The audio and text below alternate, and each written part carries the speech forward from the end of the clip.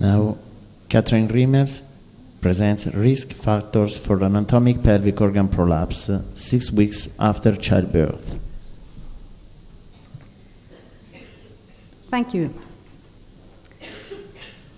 I will present our study, Risk Factors for Anatomic Pelvic Organ Prolapse 6 weeks after childbirth.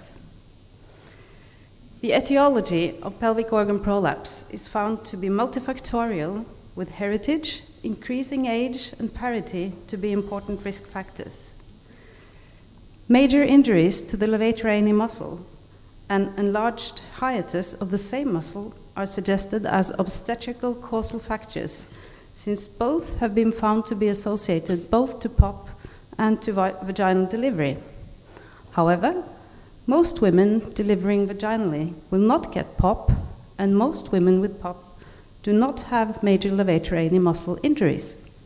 So a lot is still not known about the interaction between childbearing and the pelvic floor.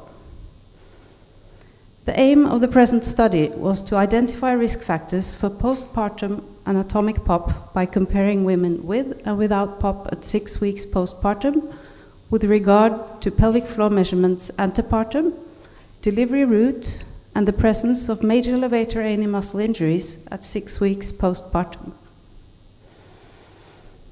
We conducted a prospective cohort study including 284 nulliparous pregnant women, doing assessments at 21 weeks of gestation and at 6 weeks postpartum, with POP-Q examination and transperineal 3D ultrasound according to standardized methods.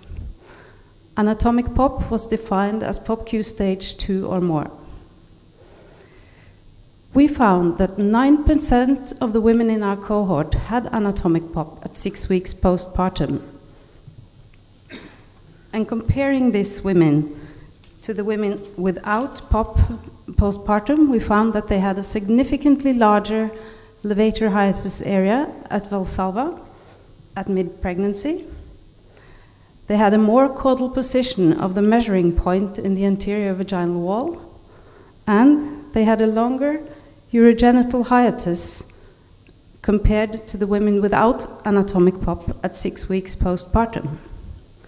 Vaginal delivery rate and the presence of major levator ani muscle injuries at 6 weeks postpartum did not differ significantly between the two groups.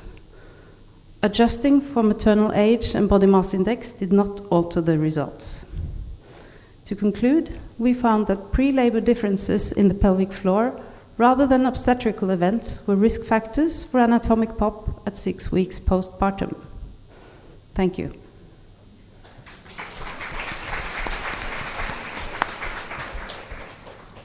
Any questions?